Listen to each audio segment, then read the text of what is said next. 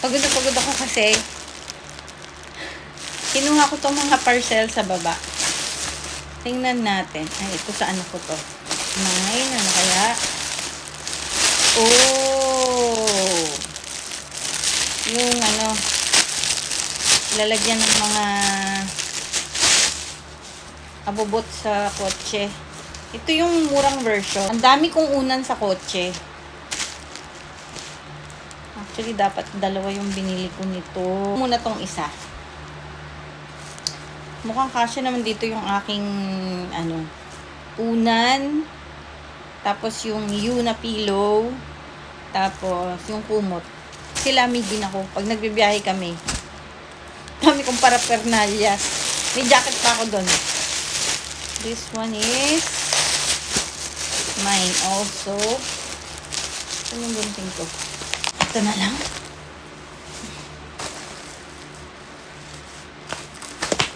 Where is this one? Oh, diba? May mga sewing kit. Sewing kit na naman akong binili. May project ako dito. Papakita ko sa inyo. Dami ko nasa utak na gagawing project. Creative mind. Bumili ako ng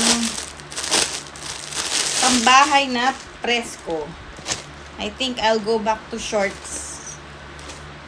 Ay, ang laki. Presko talaga to. Ang laki.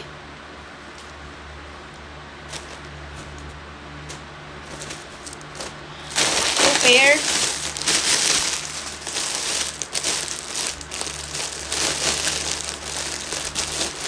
Labhan muna natin itong mga to. Sa labada muna.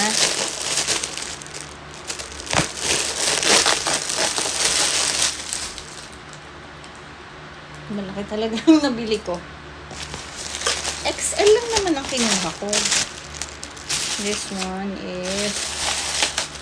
Naku, may bago na naman akong biniling Sales Lady. Nagugustuhan ko na yung Sales Lady. Pero this one is brow gel. Try natin to. Sa susunod na alis, try natin. Actually, ang dami kong ligpitin dito sa bahay. Ang dami kong project na hindi matuloy-tuloy. Maumpisahan ko, hindi siya matatapos kasi napaka-busy ng buhay. Anyways, it's okay. Alam ko na to. Folders ito. Meron din akong gagawing project at papakita ko sa inyo kung ano. Kasi yung naisip kong project na to, wala namang nabibiling ganun. Let's be creative and do whatever we can. I think this is 25 pieces of long folders. Gusto ko white. Kasi white yung aparador ko. Alam nyo na. Basta. Another project to come. Ang dami pang sewing projects. Meron pa akong mga organizing projects dito sa bahay. Tapos nananawa na ako sa background ko lagi yung aparador ko. But anyways, it's fine. Hindi ko naman mapakita yung kwarto ng mga anak kong babae. Lalo na sa kwarto ng anak kong lalaki dahil, they're private people. Tapos, kaya usually sa sala. Tapos, di ko rin mapakita sa inyo yung bodega namin dahil sobrang kalat. Usually sa sala, sa kusina, sa dining. Tapos, meron pa kaming mini office lang, sa gilid lang ng sala namin. Mini office ng asawa ko. At saka, meron kaming malaking aquarium. Yun na lang naman ang mga part na hindi nyo nakikita sa bahay ko. So, grabe yung pawis ko. Actually, maghapon kaming halos nasa labas. Kaninang umaga, kami ay maaga pang pumunta sa hospital dahil laboratory naming mag-asawa. Dahil after 2 days, meron kaming check-up sa aming mga doktor. Tapos, umuwi kami for breakfast kasi kami gutom na gutom at uhaw na uhaw. Sabi ko breakfast kami sa McDo, pero lumagpas na pala kami. Tapos naalala ko, ang sarap ng mga food dito sa bahay, kaya dito na lang. Tsaka wala naman ding masyadong makakain yung asawa ko sa McDo. Tapos, namalengke kami after. Tapos, nagluto.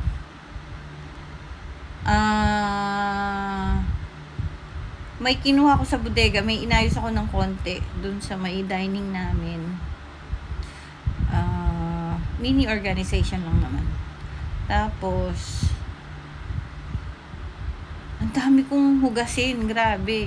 Kasi, ang daming niluto ng husband ko na food niya. Minsan kasi nagluluto siya ng food for himself. Kasi hiwalay nga yung food niya dahil sa sakit niya. Parang food for 3 days, 4 days, ganyan. Ang dami ng hugasin ko pag nagluto siya ng ganon. But anyways, it's fine. Life has a lot of challenges, but let's just be happy. We're still here. Let's enjoy whatever God gives us. Another day. Sabi nga nila, every bagong gising is a blessing. So, yun lang. Happy ako today.